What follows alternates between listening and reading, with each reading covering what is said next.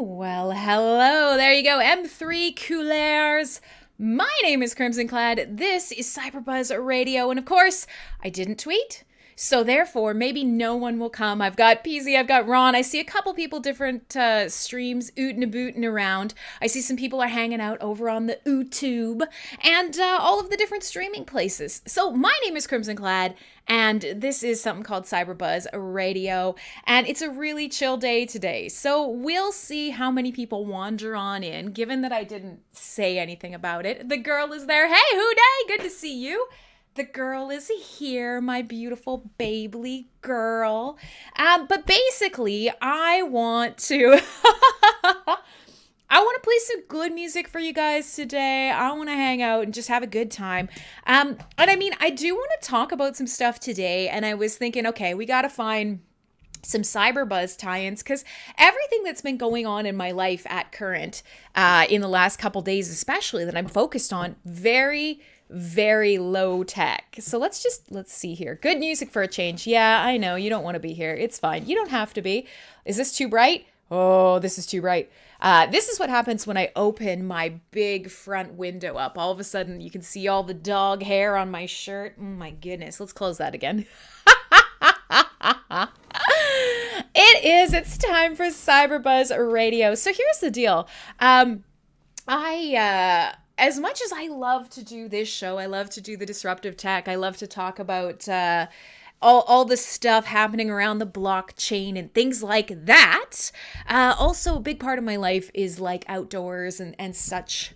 And so this week I've been working a lot on my garden, and I have been experimenting with my shrimp.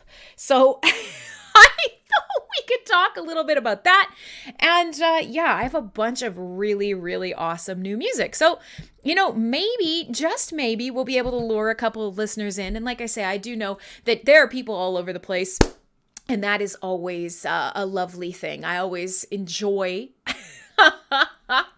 when you can choose wherever it is that you want to watch a show. And then the last thing that I'm going to double check is that everything looks good over on Vim TV, which is, of course, the Hive blockchain. And then, of course, whether or not I've made a post there. So we'll fire that guy off. Bingo, bango, bongo. Good times. So listen, I know that we are moving into what traditionally passes for spring. It's that time already. Forget that time for CyberBuzz. We are already moving into the spring. Next week, for places that are dumpster fires like North America, you are going to get back onto what I lovingly call dumpster fire savings time, which is daylight savings time. And it's going to mess up all your shit. And in most cases... Hi, Valerie. Hi. It's going to mess up all your shit depending on where you live. If you happen to be in the UK or, you know, somewhere in Europe, then you're probably going to be okay. I don't know. I just know North America loves to fuck with the time, and they've been saying for years that we're going to change this, and it has not happened yet. Will it happen? Perhaps someday in the future, but that day is not today. So next week things will be a little wonky pants. And the way that things basically are going to work for me are that things are going to stay the same for me in my time. And that does mean that in some cases, if you are in UTC, it will change. The easiest way to account for this, and for all your favorite shows on MSP Waves, but you know, if you just want to figure out when the fuck I'm on, you can go to mspwaves.com and go to the schedule. It'll be shown in your time zone. Then you'll know. Magic. Takes all the guesswork out of it. So, yeah, this week, Patient Zero's got an image of my fish tank. You know what? That's actually pretty close, Patient Zero. So the reality is what a lot of people don't necessarily know, and it's kind of been this weird hobby that I've picked up, is that I raise freshwater shrimp. And they're not to eat. They're tiny little things. They only get about an inch long. But those are red cherry shrimp, Patient Zero. And so this has been a thing that's been really fascinating for me. Now, I've always loved fish tanks, and aquariums. And it's not just because I have a fascination with the ocean, but I mean, I do have a fascination with the ocean and cephalopods in general. I don't think you can see this. No, you can't. It won't focus. But here's my beautiful floaty, sparkly cephalopod. It's always been a thing for me. But one of the things that I think, hey, good to see you. Hi, Lamb. One of the things that I think really impacted this for me, believe it or not, I swear, is actually retro future and future design aesthetic. Now, this is going to sound dumb because obviously the ocean is about as natural as you can get. But one of the things that we as humans have always struggled with is our place and our connection to nature and our impact on nature and the ocean specifically. The ocean is this phenomenal fucking mystery. We pretend we know what's happening down there. We sure as hell don't. There are parts of the ocean that we have absolutely no clue. What lives down there? Is it giant and mean? Is it tiny and weird? I mean, in general, damn nature, you scary. Yeah, the ocean is terrifying. Agreed. But in an amazing way. And so we've also known that we have a pretty strong impact technologically, environmentally on the ocean. When we move forward, when we start inventing new things, when we start getting crazy new products, we go whole hog on them. And often we don't always know the impact that we're going to have on the ocean, on our ecosystem. And the reason that I bring this up is because if you think back to pretty much any formative movie or formative science fiction vision of the future, what are some things that we often see in futurescape aesthetics? And it's really interesting when you start thinking about it, especially if you start thinking about sort of things like the Blade Runner universe or especially dystopian science fiction. One of the things that happens, ain't that the truth, Ron? One of the things that happens, and you'll maybe start watching for this. There are two sort of schools of sci-fi design, and we talk about this a lot on the show. You've got the one school of, sci-fi future design, and that is everything is white and gleaming and pristine, and there is integrated naturescapes, and everything is in balance and in harmony. There's one. And when you look at that future design and that aesthetic, there are always, you're on a space station and there's a floor to ceiling aquarium that, runs 6 levels of the space station or, things like that. That's always imagery. Yes, exactly. Patient Zero. Or one of my favorite terrible takes on it is the Citadel in Mass Effect. You've been zooming around the universe, all of these shitty places that are getting destroyed by the Geth. Yeah, that's actually another take. Ron's got a good point. Let's expand it to 3 takes then. Let's do that. Even though you don't see that quite as much, and the tech is better often means you're kind of leaning towards the utopian aspect. But I agree. So Ron's saying there's a third aspect of future design, and that's like everything's basically anachronistic to the time period, but the technology is just better than stuff we have. And you know what? Even in Futurama, there is a lot of stuff living in tanks, environments that are encapsulated. Nixon's head just wandering around. There is still a lot of that aquarium aesthetic, right? It's interesting. But I was just mentioning one of them that I always thought was so well done is the juxtaposition in Mass Effect, where you're traveling around the universe, everything's shitty and crappy and whatever, and then you get to the Citadel and it's gleaming white, and you come down this giant walkway, and there's a waterway under you and trees integrated up into the building, and so that's one of those aesthetic future designs that I've always been enamored with. There is always this idea of, as we move towards the future and we ruin natural things, we have to find ways to bring nature into our lives, especially when we talk about future design in space, right? The ocean isn't in outer space. It's here. It's on planets. It's contained inside, atmospheres. The moon had one.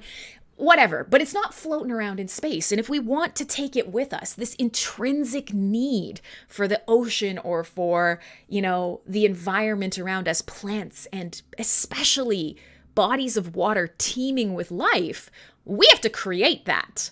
We do. We have to take it with us. And these future visions and a lot of the future sci-fi aesthetic that's out there is you will see the rich people, the utopian societies always have incredible sort of integrated aquascapes. It's awesome. And that's always stuck with me. And I think it's one of those things that I've always sort of internalized, that nature in your home and in your living spaces and, clean, beautiful, bright areas with waterscapes and landscapes, that is what we're searching for, right? And for me, as much as I love to be outside in, nature we didn't build, I love the idea of nature in my home. Obviously, every single surface in my house is covered in plants. But where I'm going with this is also aquariums have always been fascinating to me. And so for most of my life, from early childhood, I have always had a fish tank. Always. And, it's something that even now I love having a fish tank in my living room. So, even the dystopian aspects of future design, like the Blade Runners or the ones where shit's gone bad, the Snowpiercer worlds, the altered carbon style worlds, that sort of thing, where there is money and the epitome of good living, even in a dystopian future, is always surrounding yourself with the natural. All the tech in the world and what you use it for is to support the natural. Often, by using the tech to support the natural, to give yourself that experience you need, you are actually destroying the real natural. But don't worry about that. That's what makes it dystopian. It's a fascinating thing. And so this is something that's always kind of been in the back of my mind, is that there is this strong connection with environment, and especially with aquascapes, that across all of our visions of the future, regardless of whether it's a positive vision, a negative vision, or as Ron's saying, just a practical vision, they're always there. They're always there. And so this has always been something fascinating to me, because gimmicky aquariums are such a thing. Have you seen kind of crazy gimmicky things? It's a self-contained biosphere, or, you can plug it into a USB port on your computer and have a tiny beta bowl on your desk, or, constantly there's things coming out that are saying, here's how it's easy, like just bring an aquarium into your home. And so there is this sort of crazy intrinsic connection between that outside vision of the environment and, what we all want, right? Yeah, exactly. Just mowing the sidewalks. But so the reason I bring this up is, in my house, I have a number of tanks. And this is something that I think is very centering. I love the idea of the technology. I also love the no-tech aspect of it. So I recognize that this is not exactly a cyber-buzzy topic, but that doesn't matter. I've got good music for you. And we can kind of keep coming back to the tie-ins and the ideas and I'll show you some of the sort of like gimmicky space age designs that exist.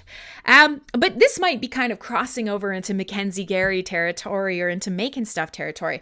But one of the biggest things that I have been experimenting with in the last couple years is something called the Walstead method. And it is the idea of creating a fully underwater ecosystem using soil, using plants, and creating no-tech tanks that are beautiful and that filter bioloads, that refresh water, that oxygenate water, and provide food for the ecosystem without any work from you. And so this is the direction I've been going in. And one of the things that I really didn't realize that a lot of people kind of combine with this is shrimp. And in fact, I didn't know you could raise shrimp as like a regular person. I don't know what I was thinking. I mean, they live, you see crawfish and, little bug, like, I don't know, aquatic bugs out in the world. It kind of makes sense, but I truly, truly never thought about this. And so one of the interesting things is as I was experimenting more, because I realized what I love about aquariums is not just fish, it's plants. I like plants above the water and I like plants under the water. And so my aquarium downstairs is one that has glass on, I guess, 5 out of 6 sides? Help me. How many sides are on a cube? 1, 2, 3, 4, 5, 6. Yeah. So my tank downstairs, basically, it's technically glass on all 6 sides and one has a small opening. And it has been a really interesting take on me because it's a very futuristic looking tank. And one of the things I really enjoy is having filled it with plants, because as you walk by, if the glass is actually containing the water right up to the glass, it's almost like this floating cube of plants. And I don't know how to explain it. I'm going to find this. I'm going to show you guys a picture. It's actually a tank called the Fluval Edge. Yeah, it is pretty cool. I agree. So my main tank is something called a Fluval Edge. And this is a type of tank that in a lot of ways feels futuristic to me. It's so silly, but it does. And the idea is when you fill it, this is not my tank. This is just an example version of it that I'll drop in the channel. But one of my favorite things about it is that from all sides, you can look into this tank, including from the top down. And while you're moving around the house, it basically feels like this actual floating cube of water. And there's something about that really appeals to, believe it or not, that internal sci-fi nerd in me. It's why I love this tank so much. It feels like something that if you were looking at a retro future aesthetic, somebody living in a, Japanese pod hotel style, dingy concrete 200 square foot fully contained apartment, and outside the window the flying cars are streaking by in a grimy neon night.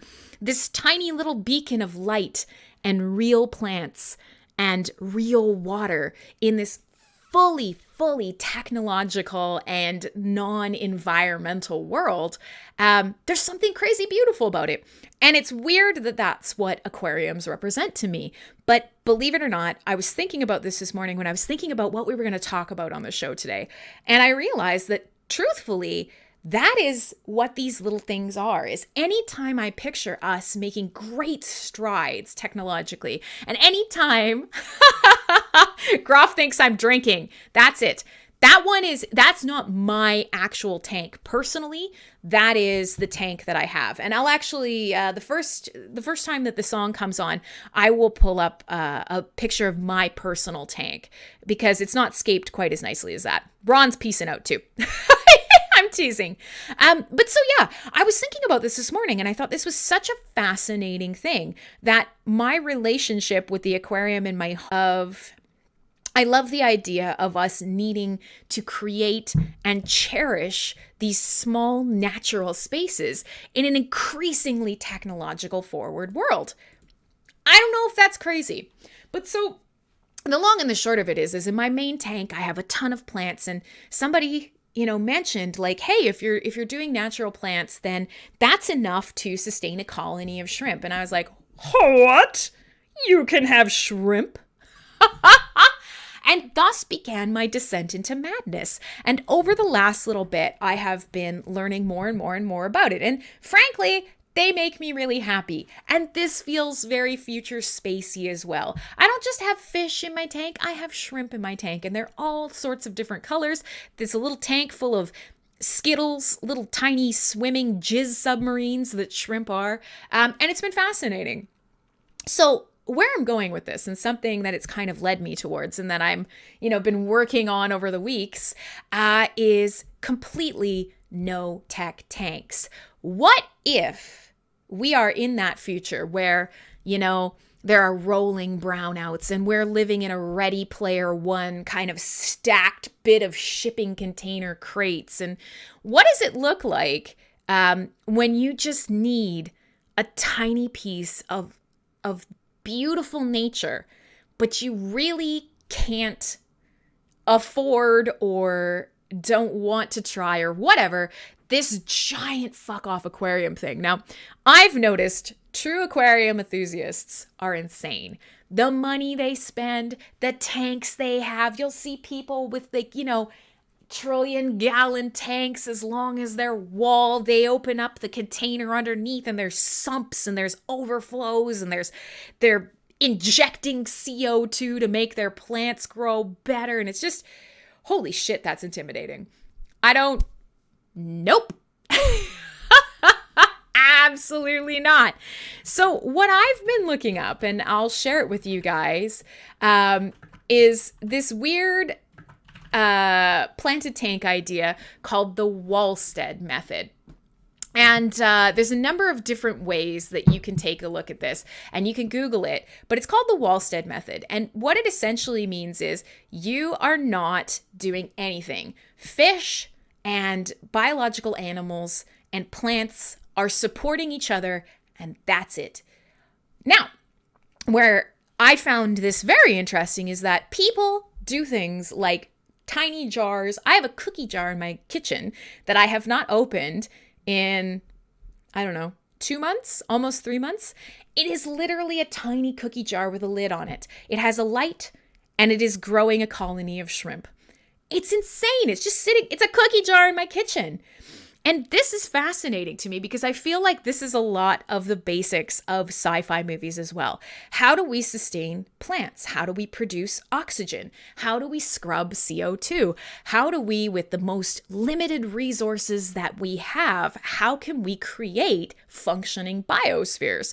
So, this is really kind of opened my eyes quite a bit to what is possible. The fact that I have a cookie jar in my kitchen with a lid on it, a tiny aquaponics. No, I don't think so. I might in my backyard, but I haven't really thought about growing food. It's similar to aquaponics, except it's meant to be more so, I guess, hands off. The idea is, well, PZ, what I meant with scrub CO2 is from a human perspective in space. Not that plants need to scrub, plants obviously need CO2. And we obviously talk about how do we get the plants to space to soak up the CO2 so we don't die. We very rarely think about how do we get more CO2 to keep the plants alive. No, we don't care about that. When we go to space or we go to inhospitable environments and we're producing oxygen, we are concerned about getting CO2 levels down, right? That's where that's coming from. In this case, obviously, it's a little different.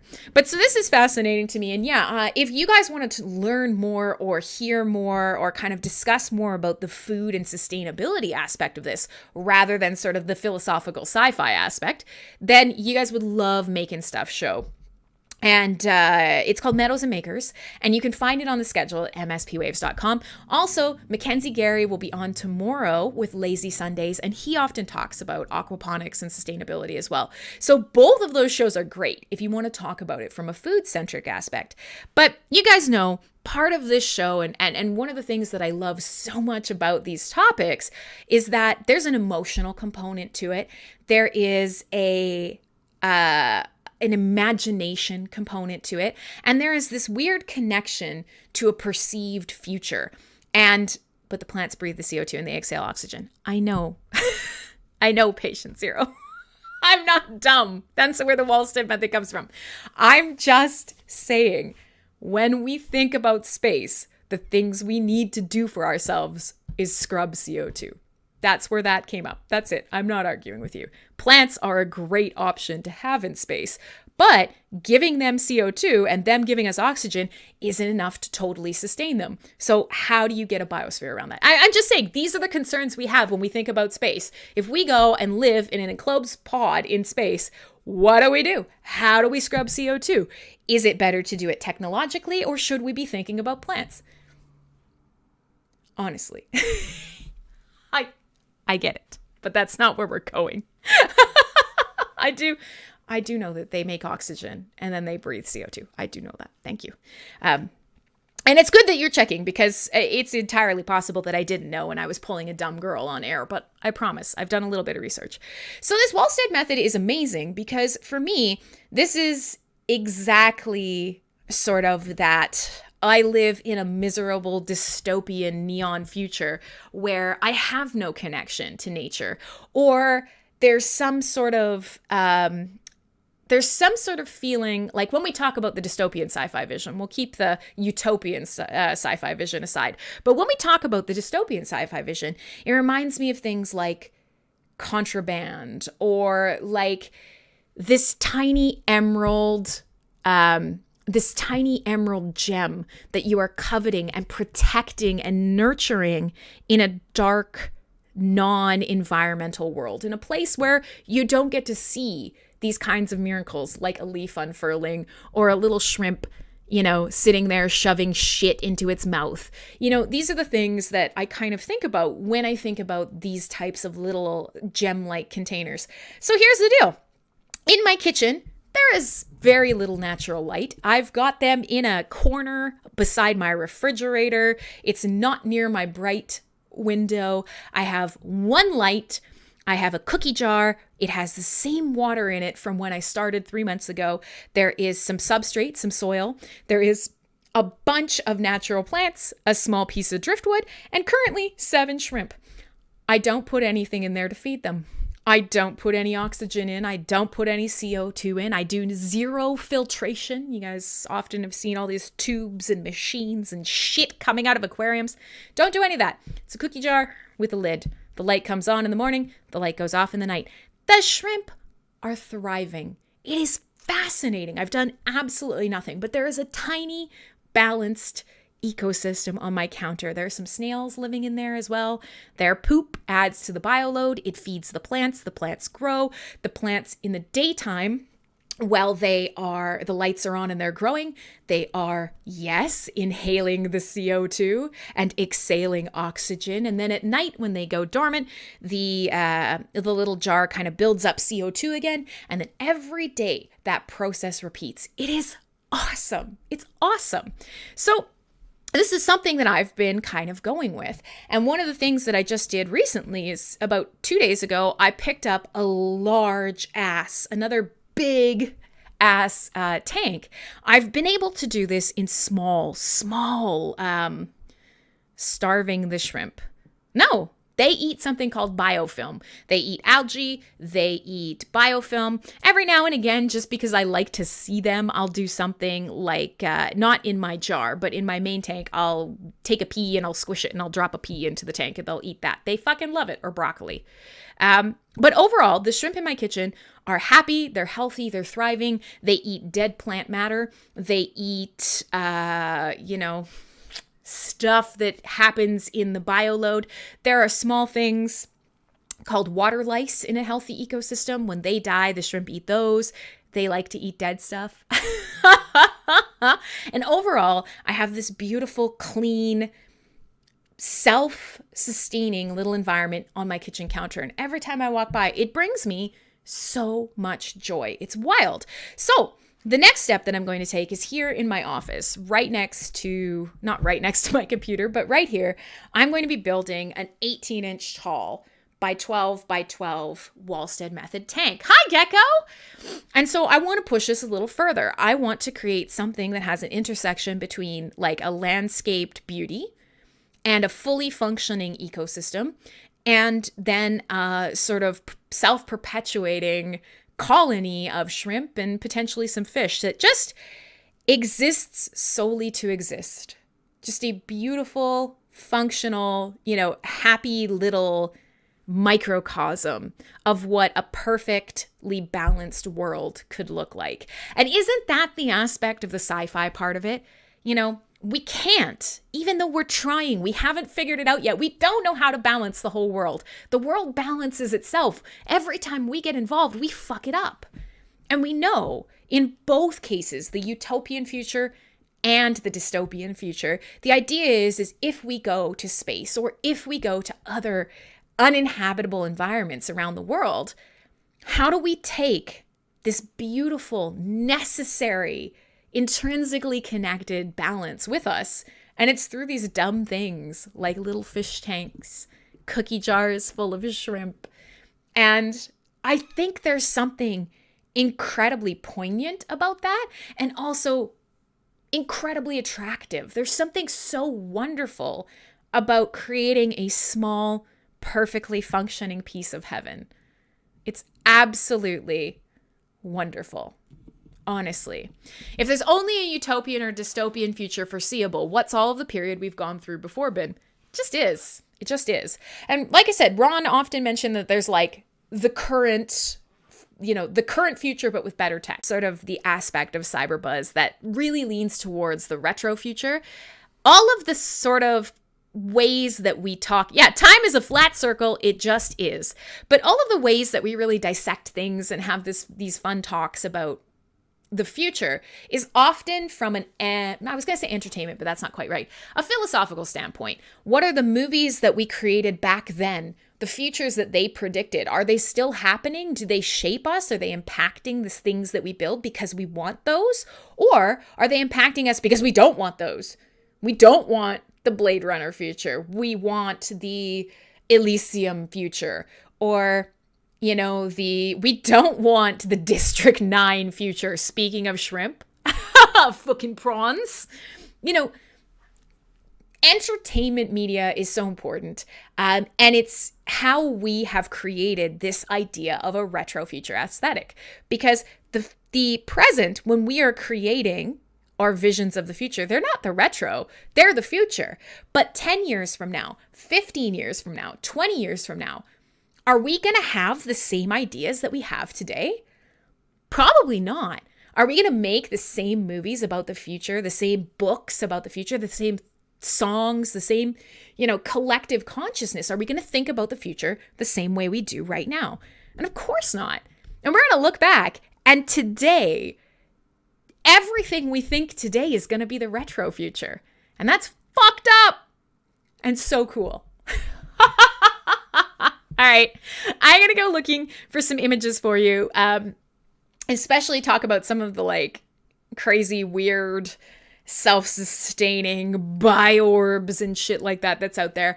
And then we can move on. But I just think this is a really great topic. And I know that it's not necessarily super cyber buzzy, but I also know as we move into spring, as we move into the time change, and because I don't always, basically from 2022 onwards, I haven't done a lot of tweeting or, representing the show out on social media, that our groups here, we usually are like dozens instead of dozens and dozens. So on these kinds of days, I love having these sort of chill talks about random topics that, whether or not we really realize it, often do have a strong connection to the themes in this show. Don't worry, we can still talk about Hive stuff. We can talk about PolyCub and some of the defi that's happening with the Leo Finance team and Cub defi. I mentioned that it started last week. It is still going. If you haven't kind of looked into that and you are in our ecosystem, you should do it now, because every day that goes on forwards is a little bit more of a missed opportunity. But that doesn't mean you should panic that you've FOMO'd on everything. So we'll talk a bit about that. And then completely no tech, but my Gothic garden is coming along, and usually Sunravel Me loves to hear about that. So I'm fine with it. If it's just a chill crowd today, then that's something else I've been working on. A lot of gardening, because it just needs to get done. But I also have a ton of music, so we'll do that. So for those of you who just come just to listen and kind of nod off while I yak away in the background, no problem. I got you, fam. So let's take a peek. Let me see what I've pulled out for you today. I have many, many things that I would like to play for you. But let's do this. Let's play a track by Ultraboss. Ultraboss just released a new album called Yacht Master. Now, I'm not saying that's a perfect watery tie-in, but it is a little bit, right? And a lot of the tracks on this album are kind of either water or environmental centric. So listen, unplanned, but still, mwah, chef's kiss. I'm going to play you a track by Ultraboss. It just came out. It's called Visions of Never. My name is Crimson Clad. This is CyberBuzz Radio. It's Synthwave. It's disruptive tech. It's often me talking about stuff that nobody really cares about, but everybody listening politely anyways. And it's a lot of fun here on Saturdays on MSP Waves. There you go. Woo! How about that? There we go. So listen, my darlings, welcome. Today's been already kind of a weird show, and I've been sharing some pictures in the Discord, but I've been talking a little bit about aquariums and small, contained, planted ecosystems as sort of these little beacons of light in both dystopian and utopian future design. There's something that I've always connected with sort of our ability to travel far, far away from the reality that we know. But the really important part, hi Ilya, but the really sort of important part that tethers us back to what makes us human and this silly blue and green marble that's just spinning and rocketing through space. And we are all just these tiny little specks of dust on it. So before the break, I was talking a little bit about how I have this crazy, I have this crazy sort of six-sided glass tank that looks like this sort of floating, this brilliant gem, this floating cube full of water and animals, and how I'm actually raising shrimp in it, which is really interesting. And then the second picture that I just shared is literally a cookie jar in my kitchen. It probably has maybe like 2 liters of water in it, but it's heavily planted, it's got some driftwood, and it is happily sustaining a thriving colony of shrimp and snails. I've done literally nothing. It has been there for 3 months. I provide it with light, but it has soil, it has bioload from the animals, the plants are constantly filtering and refreshing the water, and everybody is living in harmony. And that's just literally on my countertop. It's just sitting on my countertop. It was a $17 glass cookie jar with a lid and a desk lamp that I had just kicking around.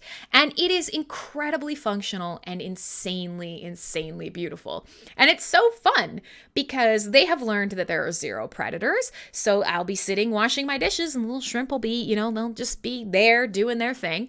And there's something really beautiful about this. And then there's also something kind of dystopian about the fact that, I am here in my kitchen and there is this small corner of my kitchen that has no light and it's, just a functional place.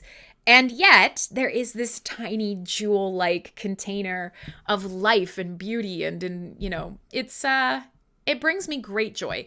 So I know it's kind of a silly thing and it's not very cyberbuzzy, but we've been talking a little bit about sort of no matter what, there are always these aquascapes, these aquariums, these types of contained natural vistas in all of the visions of the future that we have, whether it's in our entertainment, whether it's our hopes and dreams, whether it is places that have been good, very good. Hey, thank you. A world in a world. Ain't that the truth? Yeah, exactly, Mr. D. It's a world in a world.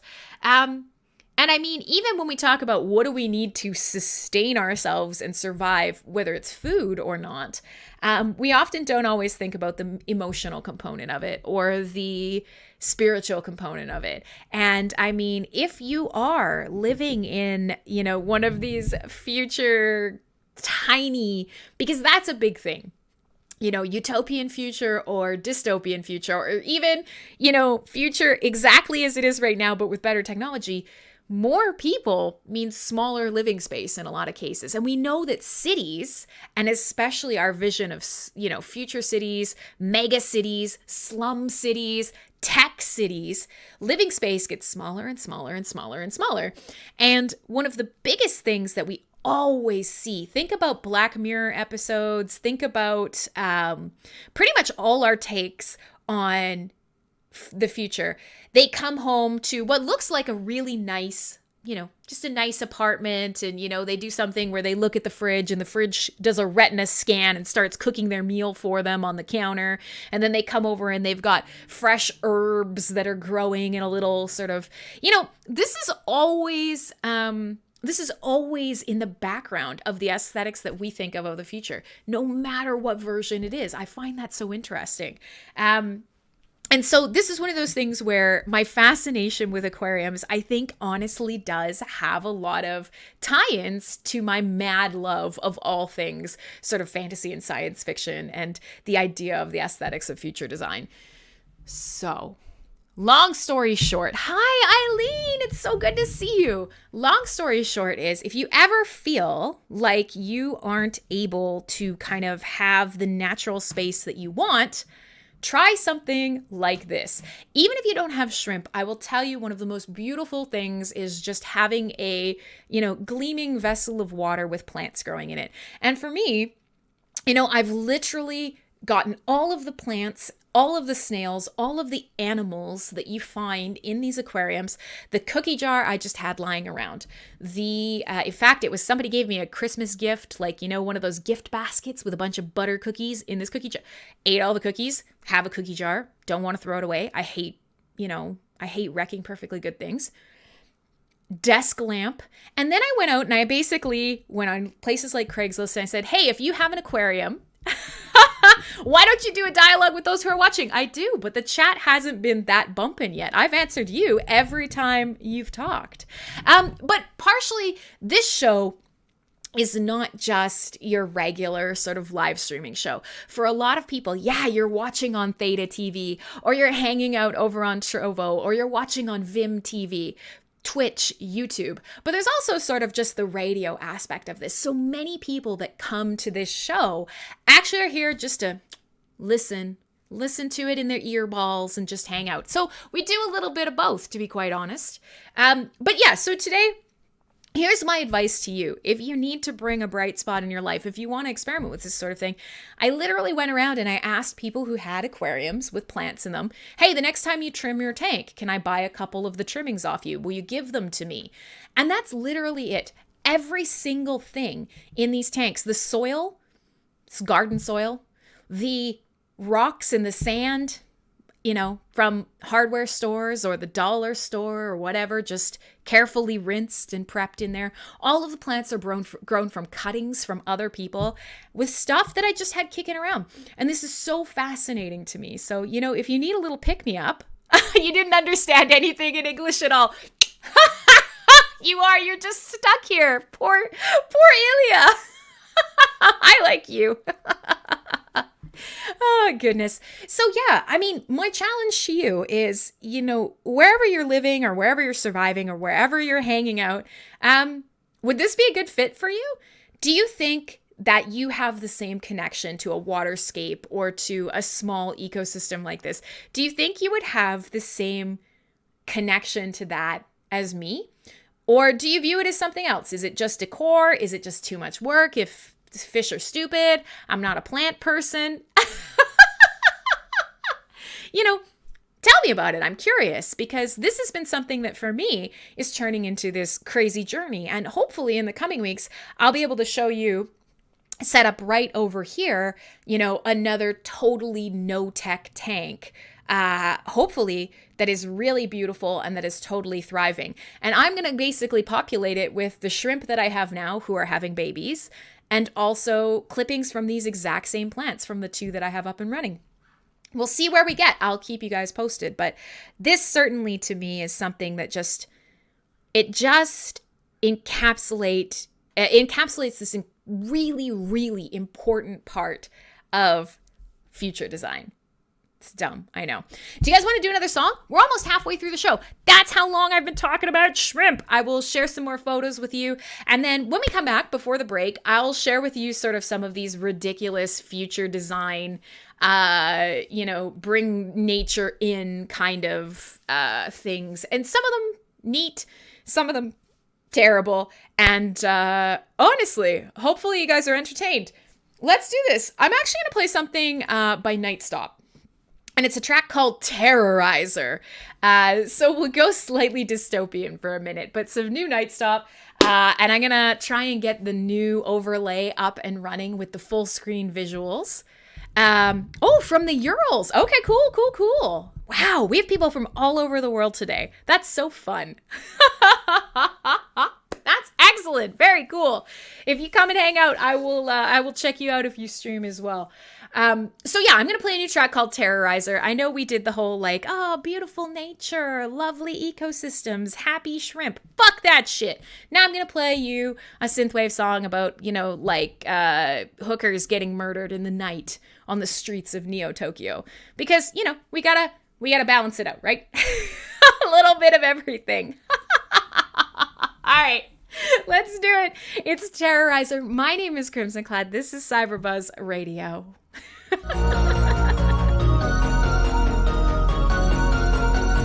Check that out. It's so cool. All right, there you go. Terrorizer, new night stop. Pretty sick track, man. Pretty good track.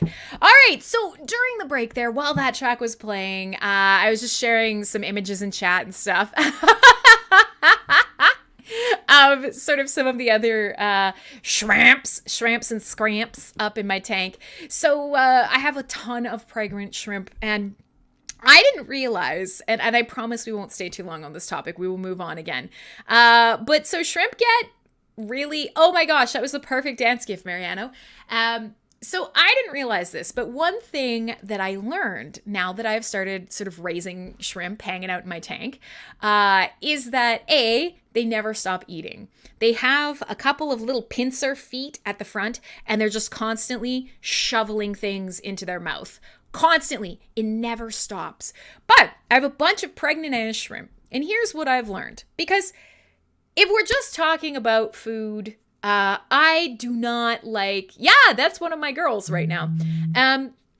If we're just talking about food, I think shrimp are disgusting. I think most seafood... I love Ilya. Aw. I think most shrimp, gross. Lobsters, gross. Who saw, and we've said this on many different channels. Oh, El Gecko. That is a red cherry shrimp, a male red cherry shrimp sitting on top of something called an amano shrimp, who are quite a bit bigger. So that's really cool. I'm hoping to maybe raise some amano shrimp. But there you go. They're just constantly sitting there shoveling things into their mouth. So I don't know who walked along one day and was like, oh, look at that bug. I'm gonna eat you. And then when they pick the bug up, because of course the bug is alive, and then they break the bug open, the bug is full of snot. Who decided that they were going to put that in their mouth? I don't judge you, but I judge you. That's disgusting. Gross, man. So I don't eat crustaceans. I generally don't eat seafood. Tainted servant, good to see you. Are you a real person? You're not. You're a bot. You want me to buy followers and viewers. Tainted servant, you're a wiener. Don't be a wiener. In fact, I'm gonna delete that because that's gross. Don't be doing that. Hail and trash like that. But so listen, I don't want to actually eat shrimp. Gross. I know other people do. But here's the thing that I learned. So, shrimps, they're basically full of like snot, right? Just like oysters. Hi, Jason. Just like oysters, just like all of, would you pick up a scorpion and eat a scorpion on land? Then why do you eat a lobster? Blech. Fucking disgusting. You're all disgusting. But here's the deal. I did not understand shrimp reproduction until I got a little jar full of shrimp. Let me tell you about shrimp reproduction, and then we will move on. So here's the deal. Shrimp ladies grow the eggs on their back, underneath their carapace. And when they are ready, they will... I love Ilya. It's just every 10 minutes is like, I have no idea what you're saying, but I'm having fun. Oh, goodness. So here, shrimp ladies grow the eggs on their back, under their carapace. Okay. So then the eggs need to be fertilized. Here's what happens. They molt, kind of like Zoidberg, right? And then they're all squishy and snotty for a while. And then all of the male shrimp turn into jizz submarines. They're flying around the tank. They are trying to jizz on the back of this snotty, squishy, not fully hardened woman. Okay? So she peels off her skin, she gets all smushy, and then all the boy shrimps are just like, ah!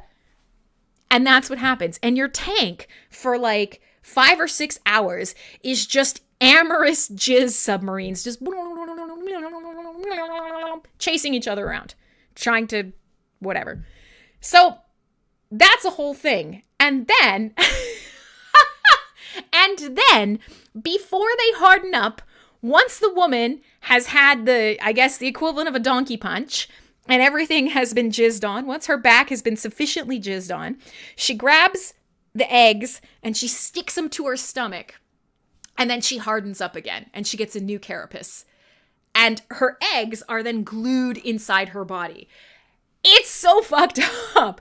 And then when the eggs are ready to hatch, she molts again. She gets all squishy. She pulls all the eggs out, and that's...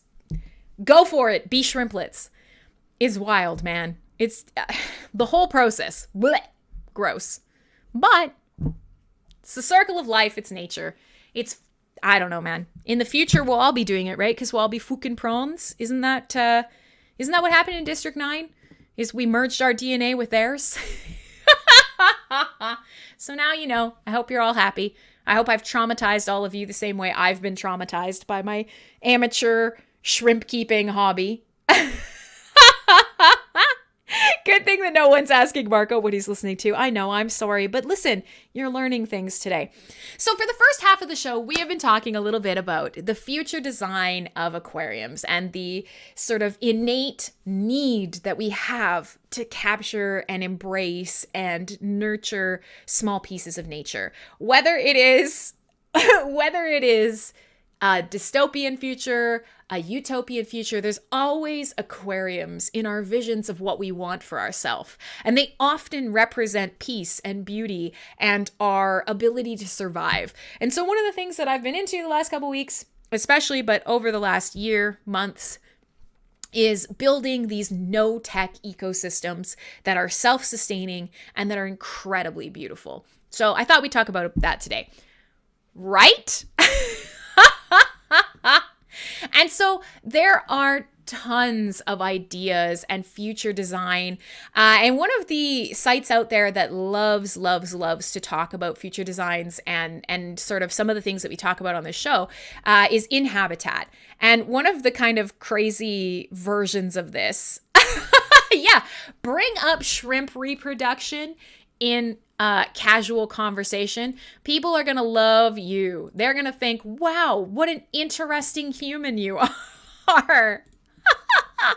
But so, here's a great one. Like we often talk about, okay, well, in our utopian future, we're going to have these crazy 3D printed giant dwellings of aquaponic natural sculptured landscapes. It's crazy, these ideas for aquaponic future homesteads.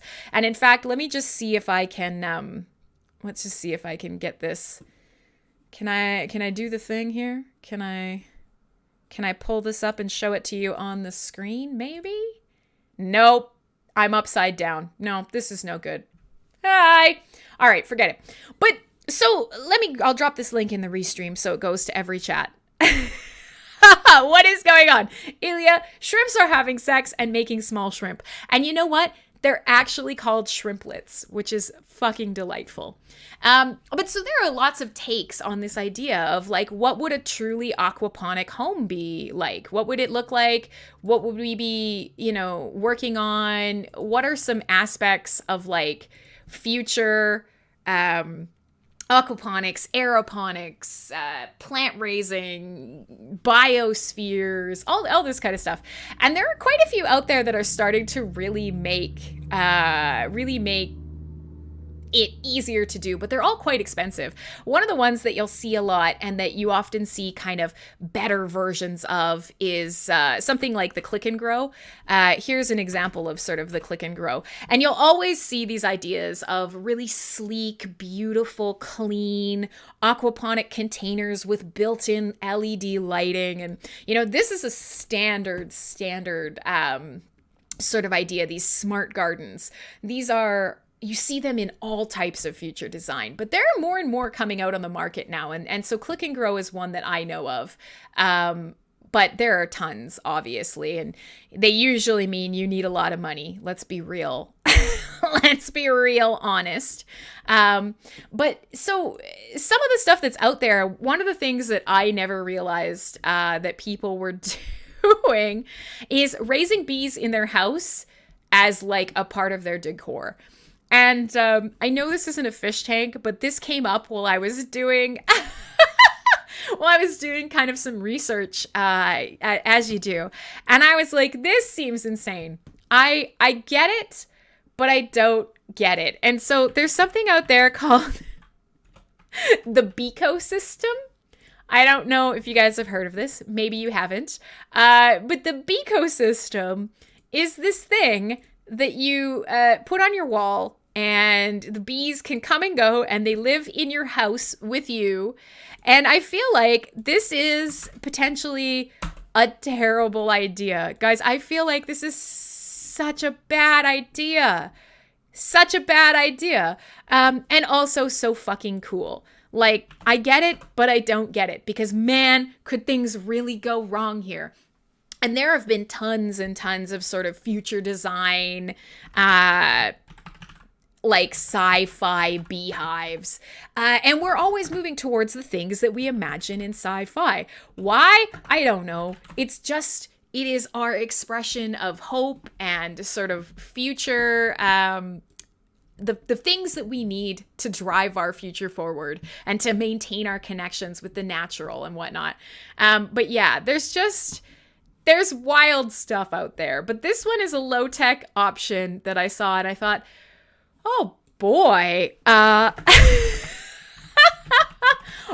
boy, that's something else. So I hope you guys enjoy the Beacosystem and the images of that. The other one, and this is funny because I wrote about this hey, J-Ben! As someone, yeah, and you know what? Many of you guys are either beekeepers or urban farmers and stuff. So all it does is provide them a safe place to, who are you really and where am I from? My name is Crimson Clad and I'm from Vancouver, Canada. But yeah, so that one, it's just a place for them to build a hive. It feeds them nectar from the top. You know, it's a whole thing. But so I actually wrote about this years and years and years ago about something called the urban beehive, because one of the things that I've always been interested in, well before I started doing this show, was researching future design and researching the way that sci-fi aesthetics impact the things that we design now. And so one of the things that I wrote about a long time ago was called the urban beehive. And I was thinking about this in the same, Canada, West Coast Canada. So one of the things that I often, I wrote about and that I thought was so fun, and this is a site that I often wrote for, but I'll quickly kind of flip over on the stream here, and I'll be upside down, and I'm sorry. But so here is this crazy idea, this ecosystem, this urban beehive. And the idea is you hang it on the window, and yes, the byline that I had for it is, I for one welcome our new bee overlords. So this is the idea of, you put this crazy space age pod looking thing in your house, and you could be an urban beekeeper. And also, let's fix me. Let's go right side up. You guys are probably there. So this was the idea, was that you could put this thing in your house and that it looks like it's from space. And down at the bottom, you have a little chain that smokes the bees so you can gently open it up and harvest the honeycomb. And I'm thinking, you know what's going to happen? You're going to open it. You're going to smoke the bees. You're going to have a house filled with smoke and bees. That's what's going to happen when people don't fucking know what to do with bees. Yes, it does look like a urinal. Also, people will come and they will fly up to your window of your 30-story apartment and, hover outside your apartment and piss directly into your bee collecting device. Exactly, Ron. But so it is a wild idea. And you can find so many crazy ideas here. It's literally just this tiny little tunnel entry. So yeah, there you go. That is, you might find that entertaining, you might not. But so there are so many versions of these sci-fi, building nature, high-tech versions of what we've done forever from the beginning of time. You know, we've always been working towards cultivating food, cultivating nature, cultivating plants, cultivating waterscapes. And, it's always just how do we bring more and more and more high-tech aspects into it? And so one of my favorite things to do is to watch these high design sites and kind of see these evolutions on what is, a pretty traditional thing. A bee, we put the plant in the soil, we grow the plant, we eat the plant. We put the fish in the tank has water, the water has food in it and air in it, and then we eat the fish and then more fish. It's a very time immemorial cycle, but it's constantly being influenced by our idea of what the future looks like. We could just have the fish in a tank, but no, or we could just have the bees in the box outside. No, we want the space age glass urban beehive stuck to the wall of our house so the bees look all aesthetic and beautiful, and there's some kind of magical frequency and the beehive hums to them, and there's a bunch of tech shit. Why? Because that's what we do. That's what humans do. And so for me, that's always where these shows kind of come back and talk about, is like, our vision of the future is so interesting and it's so telling. We want to be the masters of everything. We want everything to be beautiful, even though bees in their natural habitat, shrimp in the creeks or the ocean, are beautiful and functional, and they do exactly what they need to do. Doesn't matter. Get in my house. Look the way I want you to. Be contained in the vessel that I desire you to be contained in. God, humans are terrible. We're terrible. Anyways. Something, sci-fi aquariums. I have wasted an hour of your life you will never get back. Oh, Lord. All right. Music?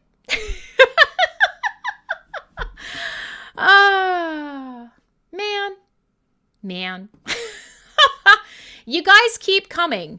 And so it's really your own fault. I just want to remind you. So this is CyberBuzz, and often we talk about, blockchain stuff. And when this show started, we always talked about blockchain, and we always talked about the Hive blockchain. But today we're having a lot of fun, and it's been just a very sort of future tech philosophical conversation. So hopefully you've been enjoying it. I see a lot more people are hopping in. There's tons of people across all of the different streaming services. Hi, I'm glad to have you. So for the second half of the show, because we've got 50-ish minutes left, 45 more minutes, I'm going to talk a little bit about my Gothic garden. Does that have anything to do with CyberBuzz? Absolutely not. I just want to show you guys because I'm proud of it. Dog's asleep.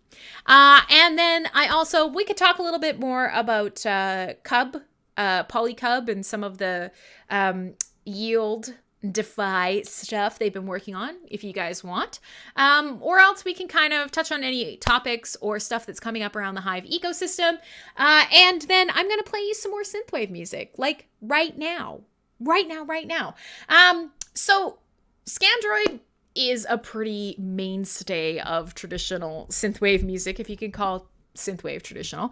But you hear, hey, Clay. Aw, Clay, you would have loved the last hour of conversation, but we can't go back, only forward. So Scandroid you hear a lot, but a remix, 3/4 just remixed a Scandroid track. This is all gobbledygook to most of you. There's a new remix of a good track. So speaking of bees, hi, Adam Mars. Speaking of bees and having bees in your house and the idea of nature being so important to our future design and all that shit, I'm going to play you a track called Save the Queen. Now, before anybody panics, this is not about our reptilian terrestrial queen. This is about the idea of, a space queen. An alien queen, if you will. So nobody fucking panic.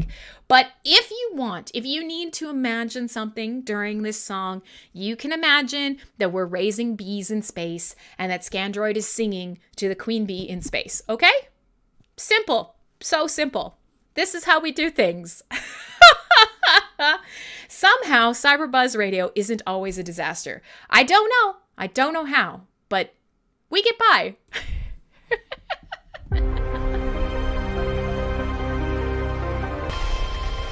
There you go. Good fun. So Lugi's up and about. She's sniffing things around the office. There you go. I'm just going to share. I found one other good picture of one of my planted tanks.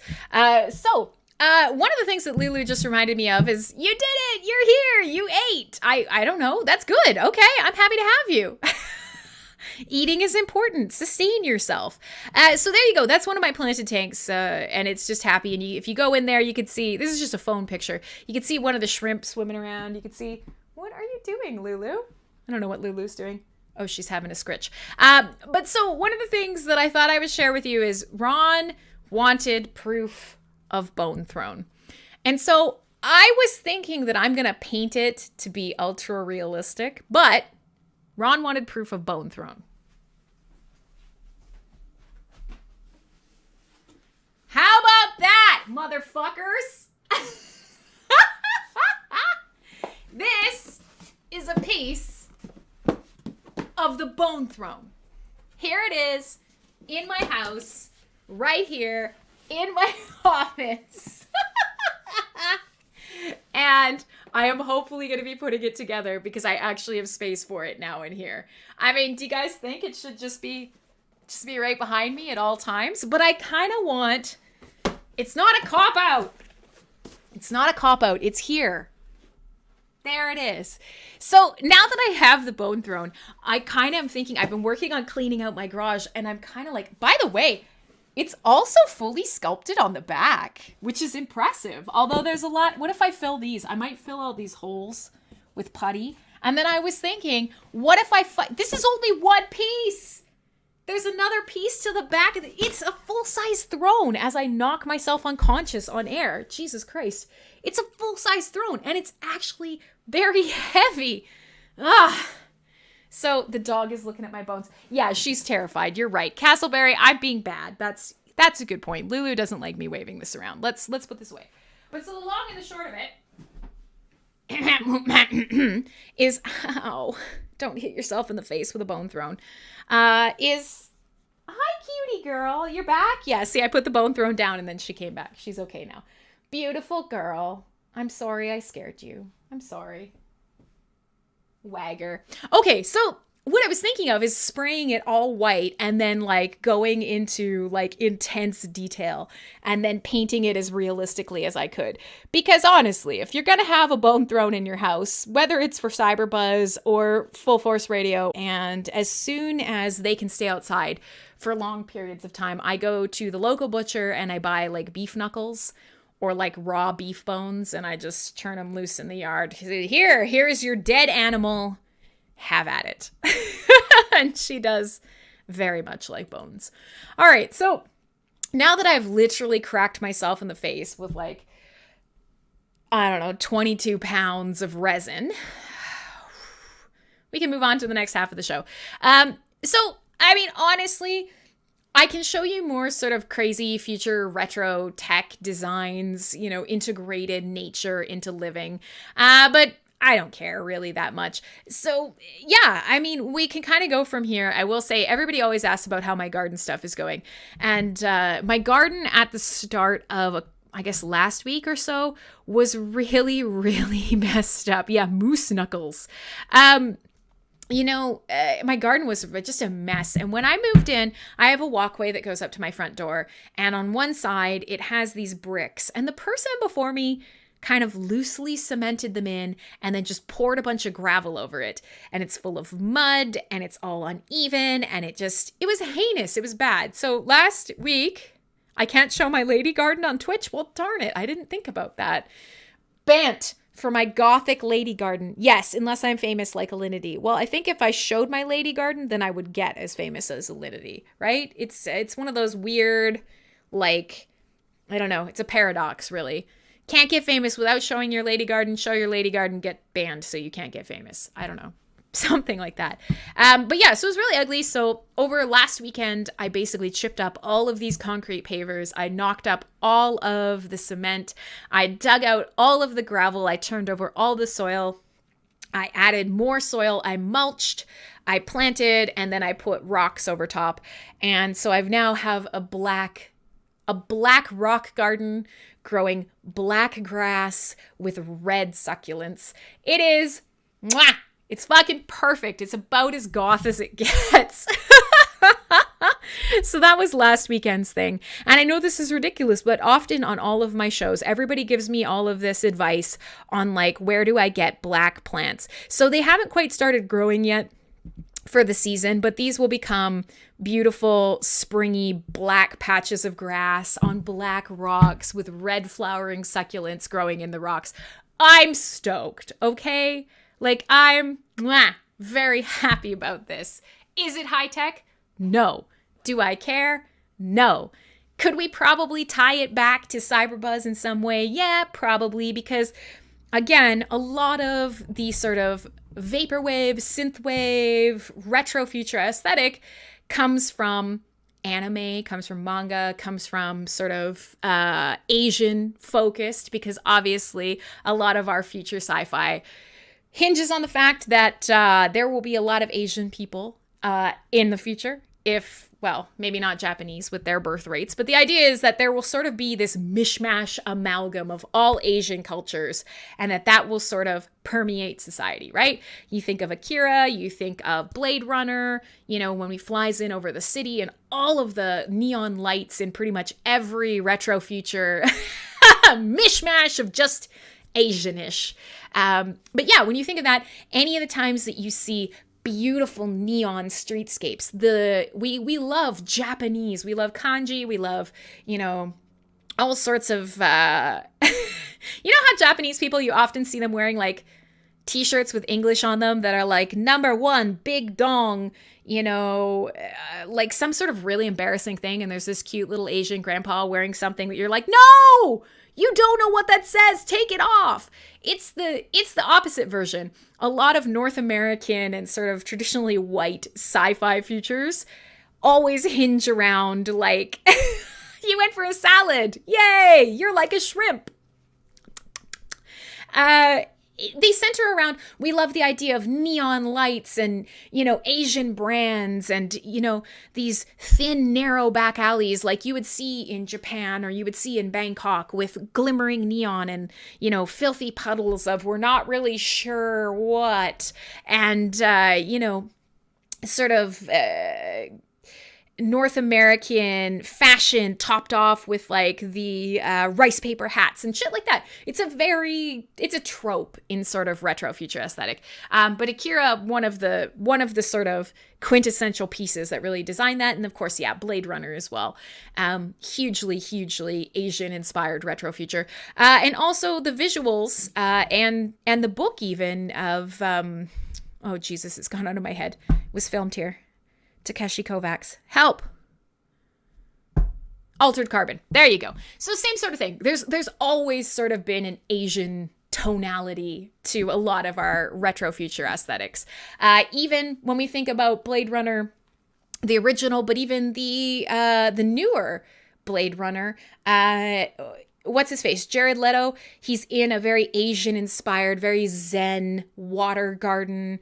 Always, in a lot of cases in retro future design, when you find a boss, when you find a rich person, when you find a, you know, somebody of importance, they are in some sort of Zen Tokyo garden. You know, Ghost in the Shell, another amazing kind of retro future vibe. Like, there's tons. Yeah, Jinro. Fuck. There are so many versions of this Asian flavored retro future that we love it.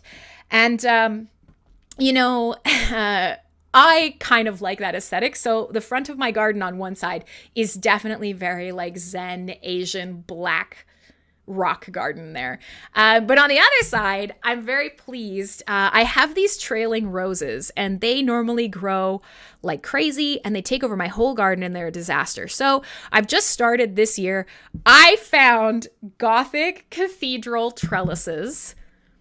Hell yeah. So I now have black Gothic cathedral trellises that I'm going to trail a bunch of crimson red roses. And I've got to rake out my garden now, but all of the lilies are white with blood red centers. I have black lilies as well. I have the black grass and I've got to rake it all out and then remulch it with black mulch. It's ridiculous. Honestly, I live this lifestyle, except inside my house where there are shrimp. But so I'm stoked. There you go. Everybody's always asking about my gardening. The Gothic garden is like, mwah, it's coming along. I'm very excited about it. Super excited about it. What can I say? I mean, I don't think I could put a skull out on my porch, but maybe I can. I don't know. I'm not sure. Yeah. I'll keep you guys updated as it goes. But since we are talking about aquariums, naturescapes, gardening, ecosystems inside, there's a movie that I watched recently that I thought you guys might like. Let me see if I can find it. I've watched it a couple times now, and it's very, very good. And it's called Saturn 3. And it has Kirk Douglas in it. And it is about Kirk Douglas and Farrah Fawcett on a space station, Jupiter's moon, trying to figure out... Oh, that's a good one, Alpha. I need a skull-shaped topiary. Yeah, maybe. I don't know. I have a smoke bush at the start of my... That sounds so crazy. Hey, baby, I got a smoke bush. Now, I have a smoke bush that's dark purple black foliage at the front of my walkway as well, but I don't want to show into the complex and show other people's houses. But so I was thinking about this, and I've been kind of wanting to tell you guys about this movie and recommend it to you for ages. It's a terrible movie, but it's like a good terrible movie. So, but it's kind of one of those things where it's Kirk Douglas and Farrah Fawcett on a space station trying to figure out how to grow food. Enough food to maintain a human population in this sort of utopian environment. They're rolling around, having sex all the time, living their best life, frolicking among the plants. And it's a really fascinating take because the idea is some guy comes up, do I like Snoop Dogg? That is the most random question I've ever heard. Good old sniggity diggity. I mean, I think he's a very entertaining human. I like the idea of him. I couldn't tell you even one of his songs, but I know of him. He is a cultural zeitgeist now. You can't escape him. He's just an intrinsic part of our culture. Jesus. But so back to Saturn 3. So the idea is that here they are. It's Farrah Fawcett. It's Kirk Douglas. They're, on a space station around Saturn's moon. They have this perfect, exact future aesthetic. They're growing plants everywhere. They're living this ultra healthy lifestyle. The two of them have this idyllic relationship. They're, eating good and exercising around the station and growing plants and living a drug-free lifestyle. It's kind of hilarious, but at the same time, it's a beautiful example of this exact retro future sci-fi aesthetic. Because Saturn 3 came out, I don't even know what year. I want to say 70 something. Oh no, 1980. It came out in the year 1980, so it was filmed in the late 70s. So this is that same future aesthetic that we've been talking about all show. But the kind of problem and the crux of this movie is that Earth sends up a robot that can do it better. And so this robot, the idea is the robot's going to go up to the space station, and the robot is going to learn how to grow these plants better than two loving, hippy-dippy fucking humans can. It will be more efficient. It will be more regimented, and we won't need to have humans out here. And these humans who are, living and loving in amongst the plants and nurturing the future of humanity. Nah, they send a robot up, and the robot is accompanied by an insane human who wants to fuck Farrah Fawcett and is absolutely out of his mind, and the robot picks up some of his insanity. And so then there is an insane murder robot chasing naked Farrah Fawcett through the retro future jungles of a space station on Jupiter's moon Io.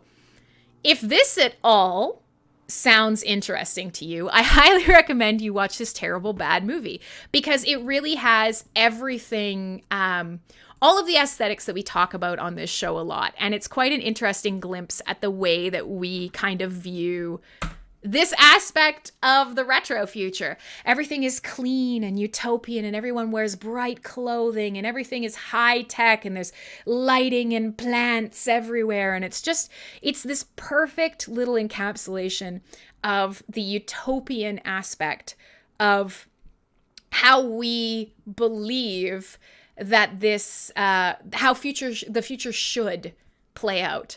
But yeah, it's basically famous because, Farrah Fawcett is young and looking real good.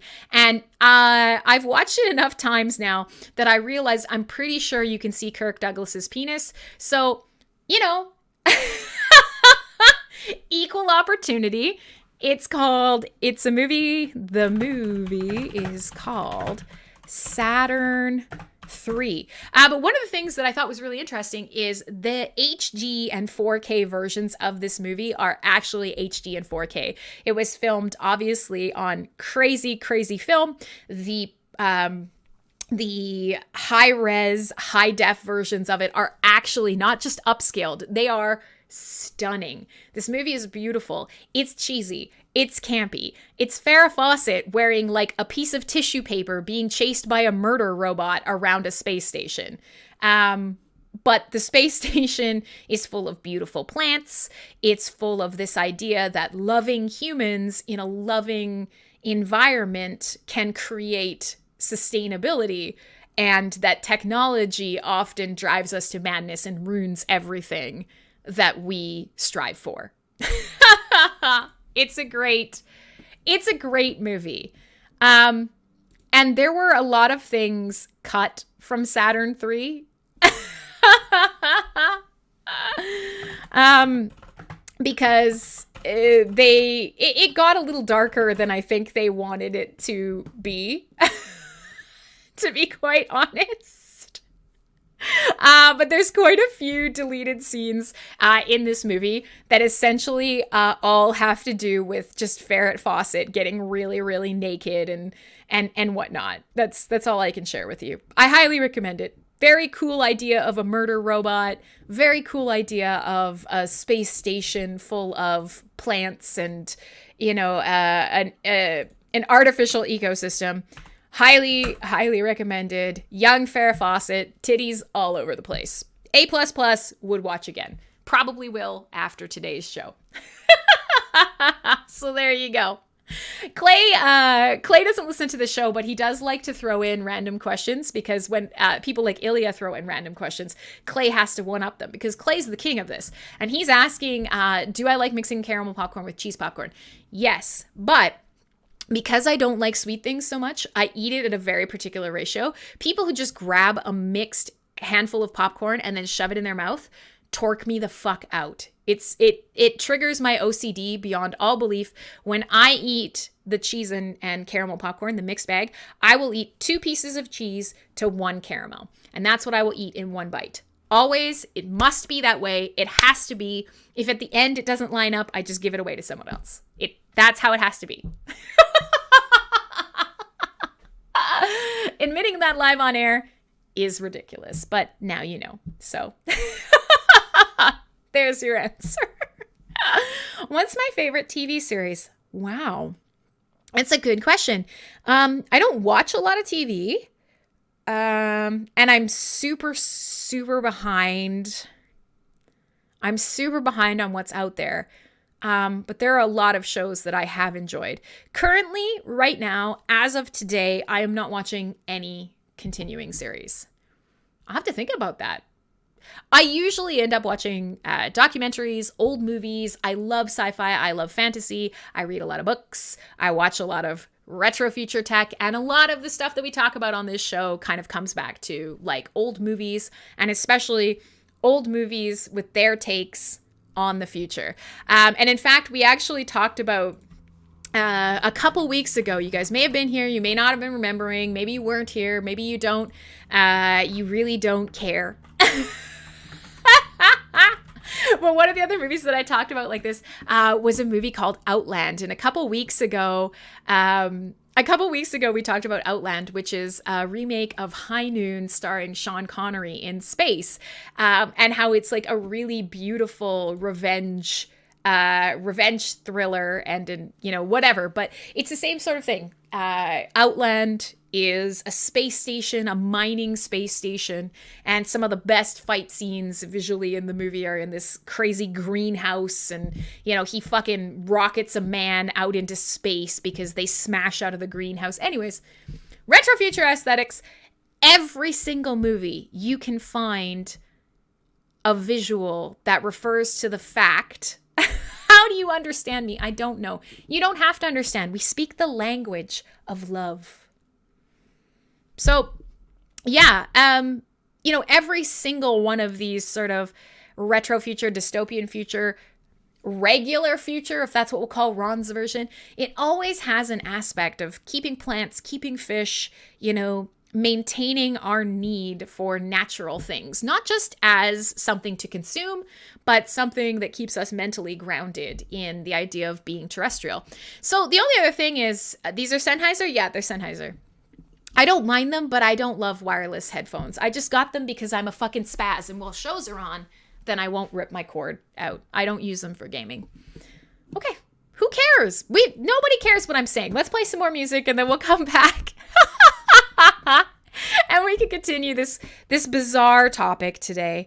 Absolutely bizarre topic, but hopefully fun. Hopefully you guys have enjoyed kind of thinking about that idea of the environment as it permeates all of our visions of the future. Video games, movies, TV shows. What's your favorite take on it? Have you seen a version of this that really resonated with you? Because this is something that I look for in all of the things that I consume when I think about entertainment media. I love aesthetic design, right? And I mean, even Star Trek had a lot of it that was really awesome. Captain Picard had his treasured lionfish in the middle of space, in the ass end of nowhere, all quadrants of the galaxy. He had an aquarium always in his ready room, just there. Important to him. Stupid? Stuck with me forever. Okay, so let's play some more music. Clay says nobody cares about the words, they just like the mouth sounds. Okay, that's fair, and I know you mean that so kindly, but at the same time, absolutely, I can do that. The badness of Discord, and you're on somebody else's account, and I won't say it out loud.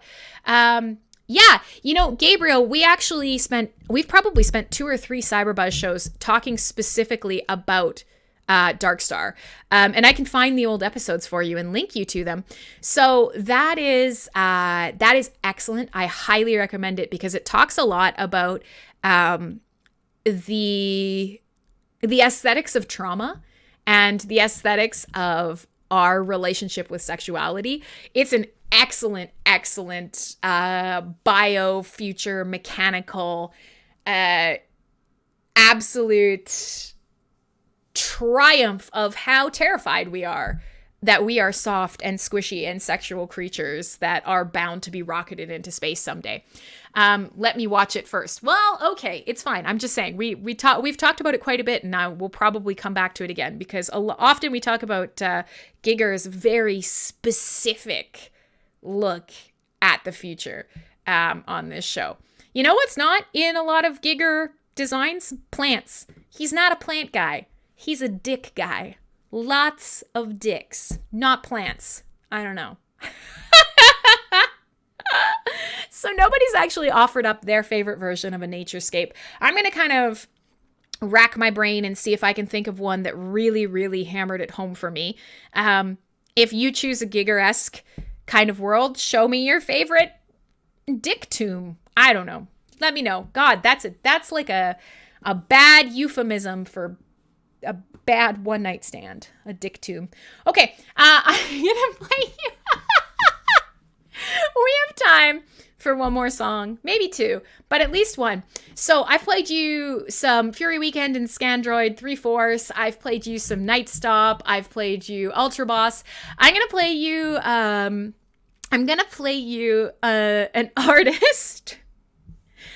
artist called One Ticket to the Moon. And it's a perfect fit, obviously, for today's topics. And the track that I'm going to play for you is called Levitating into the Future Cosmos. And it's actually got a really cool visualizer. So we'll do this. It's not a long track. We'll come back and then we'll have about 10 minutes left in the show to kind of wrap up all the random shit that we've talked about today. But yeah, go music. We're going to play music now.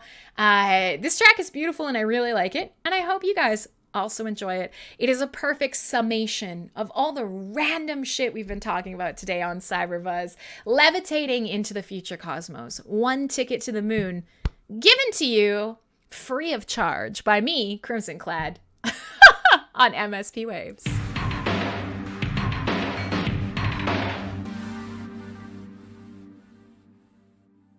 All right, that's a beauty for you. One Ticket to the Moon, brought to you by Crimson Clad. My darlings, my darlings, my darlings. I hope you've been having a great time.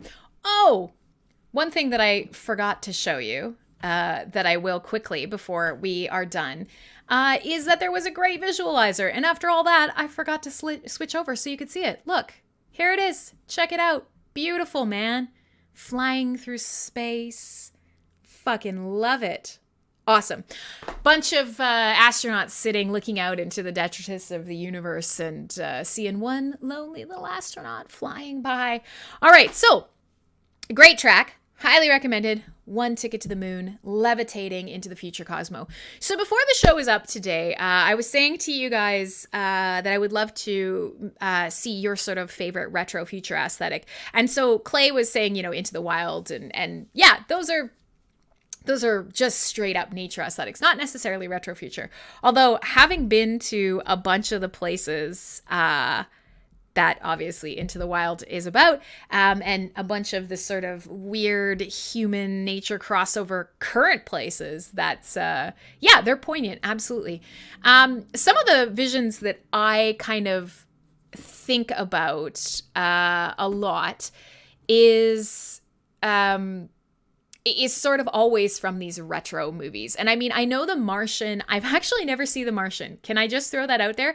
I know The Martian literally is about Matt Damon trying to grow plants, right? Like, that's a legit thing. It's the whole fucking movie.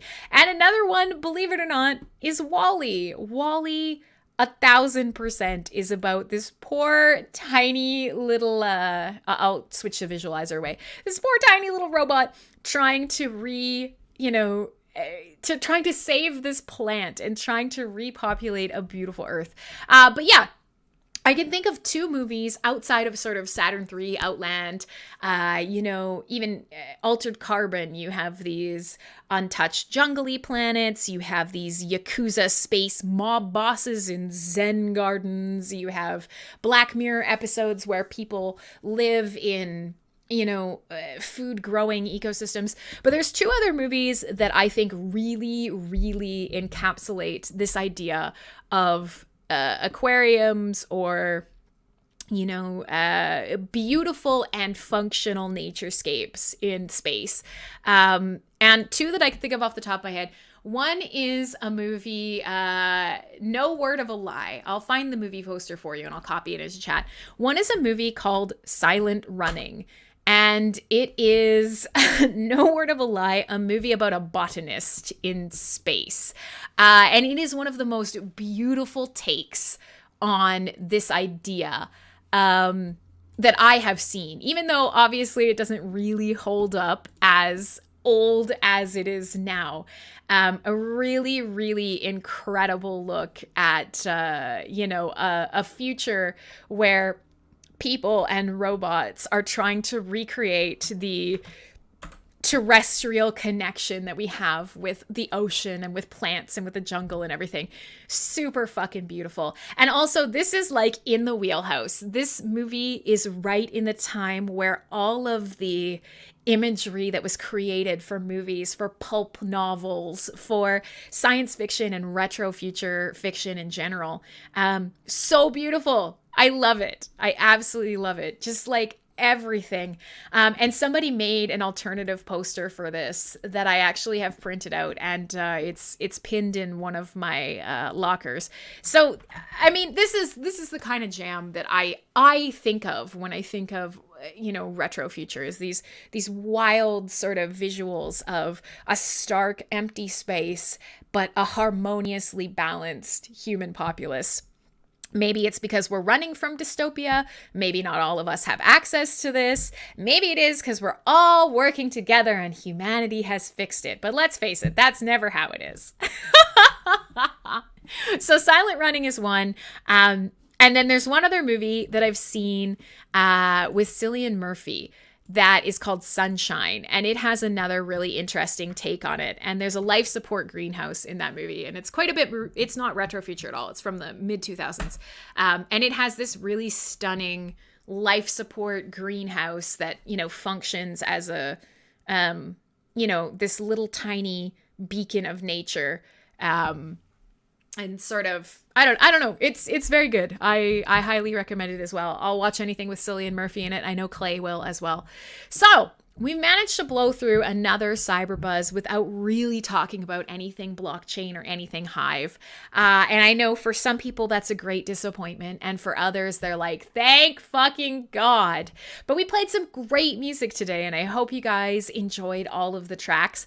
I hope genuinely, that even when we do kind of get on these really sort of esoteric space hippie topics, I know often my shows come back around to the philosophy and the emotional connection that we have to retro future design, the aesthetics of retro future design, and sort of the technology now that we are creating based on these beautiful things that we wish we had or we wish we could create, or these functional things that we wish we could create to be beautiful and high tech. Yay, okay, I will try to remember, okay? But Saturn 3, Outland, those are two that are excellent. Silent Running is the one from the 70s about literally a biologist in space. Those are three. And Sunshine is a movie with Cillian Murphy. So I'm going to try and get the posts put up. We will see. Oh man, so many people have done cool ass art based on this Silent Running movie. A lot of people actually think that it's one of the best movies of all time. I don't necessarily believe that's the case, but if you look at the art that has been created around this movie, you can see this idea absolutely has captured the hearts and the minds of people. It is a horrible, beautiful, lonely, tentative future where we have this last connection to what makes us terrestrial. It's awesome. Okay, so here we are, end of the show. I got a DM earlier. People were asking me, where is my last Full Force Radio episode? I have edited it. I've edited all the music out of it. Now I have to appeal the fact that it's been blocked and hopefully get it back up and running.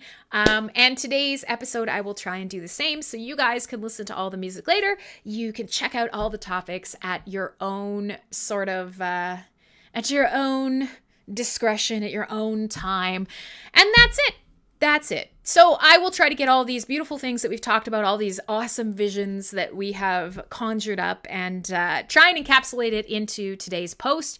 But otherwise, I will be back on Thursday night upcoming. That will be the 17th for those of you who are in North America. It will still be the 17th. For those of you who are over the ditch, you'll be hungover, but it doesn't matter. That will be a St. Patrick's Day. I have played Horizon Zero Dawn. I have indeed. Yes.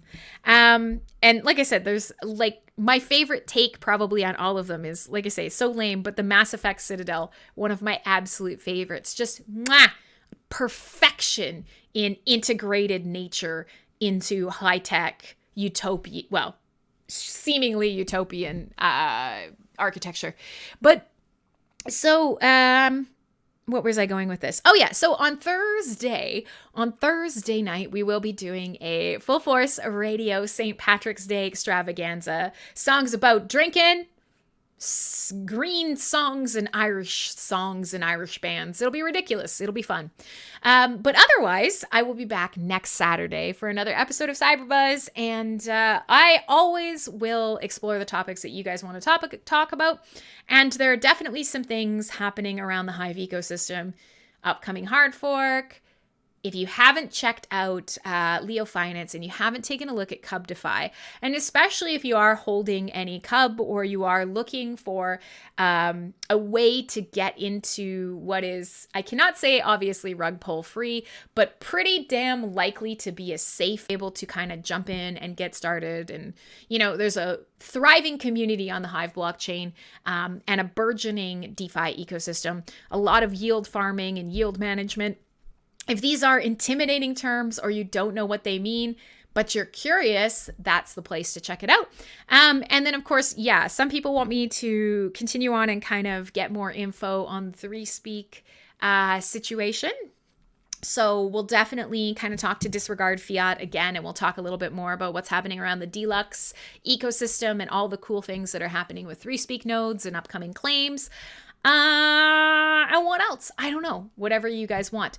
Admittedly, I'm always behind on my DMs, but I do make an effort to get through them. I always do my best to try and pick up topics that you guys are interested in, pull them into these shows, and make it interesting for you. So, if you had fun today, perfect, great, I love it. Otherwise, yes, I will. I know, Ron. We're working on it. So we will, I can't promise it because we haven't confirmed anything yet. So with that being said, I will do my best to create some more entertaining shows for you coming up this week. But if you have enjoyed this show and you want to find me again, then of course you can follow wherever it is you are listening. You can go to mspwaves.com to check out the whole station, to find all of the other fabulous people who are part and parcel of this social broadcasting network. We have a lot of cool shows every day of the week, which is good fun. And weirdly enough, if you've ever thought about becoming a DJ, we have open slots on the schedule. It's fun. You kind of get to do what you want. It is really interesting. And for me, it's opened up a lot of opportunities to talk about the stuff that really gets me going, whether that is shrimp or, you know, Sean Connery blasting people with a shotgun into space through a greenhouse wall, whatever gets you going, whether it's synthwave music or heavy metal. We love to encourage you. So if you've ever been thinking about it, gosh darn it, let us know. Okay, so as we come up to the end of the show, later today in a couple hours, Loud and Proud will be on the air. And then later tonight, Coffee and Philosophy. If you need to find out where all the shows are, you can go to mspwaves.com and check out the schedule. Otherwise, if you had fun today, please come back next week. I don't need your money, but I love your support. And yes, I am moving back towards tweeting because I know for most people, as much as we hate traditional social media, that's where people know to come to see my shows. I have to get it together. So does everybody else. Gosh darn it, there's still reach to be had on traditional social media. We will lure them all over to the blockchain and to better free speech, censorship-resistant options as time goes on. But with that, I'm going to take my dog, Lulu girl. Hi. Oh, yeah. I'm going to take my dog. I'm going to take my plants. I'm going to go spend some time outside. Too much time talking about nature encapsulated. Not enough time being out in it. I'm going to go for a walk. I hope you guys have a wonderful day. And, you know, every time we talk about a dystopian future, it's only one possibility. We always say that science fiction and these entertainment visions that we create of the future, they're only one possibility. There are hopes and our fears. Choose hope. It's pretty simple. Bye.